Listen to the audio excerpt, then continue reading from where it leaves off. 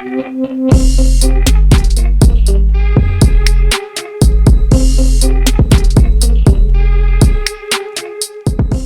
Abdullah MP নির্বাচিত হওয়ার পর এই প্রথম তার সাথে দেখা করতে এলেন মিজানুর রহমান আজহারী। গাড়ি থেকে নেমেই দৌড়ে গেলেন ছোট ভাইয়ের কাছে, হাত মেলালেন তার সাথে। কিন্তু হাসনাতের কোন কথায় এত খুশি হলেন মিজানুর রহমান আজহারী? মসজিদে যায় নাই, সেজদাকারীদের সাথে আন্দোলন করে নাই। তারা সেদিন অনেক চেষ্টা করেও তাদের পিঠটারে বাঁকা করতে পারবে না। বন্ডামি ছেড়ে দেন, ভালো হয়ে যান। ভালো হইতে পয়সা লাগে না। মাথার চুল দাড়িতে জট বাগানো, বছরে গোসল করে একবার, বছরের একবার ওই গোসলের পানি মুরিদরা খাইয়া সব শেষ। এক আলোচনায় মিজানুর রহমান আজহারী বলেন, যারা আন্দোলন করে নাই কিয়ামতের মাঠে তারা আল্লাহর সামনে রুকুতে যেতে পারবে না।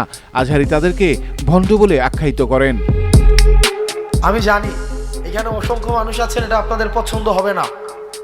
অধিকাংশের কাছে হয়তো আমি এই কথার কারণে অপ্রিয় হতে পারি, কিন্তু কার কাছে অপ্রিয় হলাম, কার পছন্দ হলো না সেটা মুখ্য না।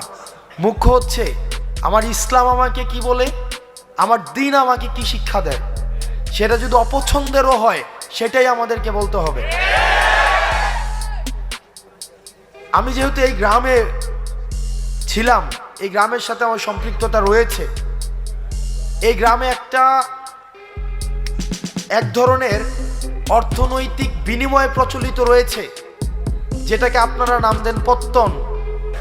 আপনারা যদি আমাদেরকে সহায়তা করেন, আমরা আমার জায়গা থেকে চেষ্টা করব সামাজিক যেই ঋণকে সহজলভ্য করা, সামাজিক ঋণ প্রদানকে সহজলভ্য করা। আপনাদের কাছে মনে হতে পারে যে এটা তো একটা মাহফিল। ইসলাম তো পূর্ণাঙ্গ দিন ব্যবস্থা। ইসলাম আমার দুনিয়া নিয়েও কথা বলে, দুনিয়া পরবর্তী বিষয় নিয়েও কথা বলে। আমাদের দুইটারই সমন্বয় ঘটাতে হবে। আমি আমার ক্ষুদ্র জ্ঞানে, আমি যেহেতু সামাজিক সমস্যাগুলো আমার কাছে মানুষ নিয়ে আসে, আমার যেহেতু দৃষ্টগোচর হয়, সেজন্য আজকে আপনারা শপথ করেন, যার এই ধরনের টাকা বিনিয়োগ রয়েছে পত্তন নামে, সুদ নামে, সেটা আর খাবেন না। আমরা ঋণকে সহজ করে দেব।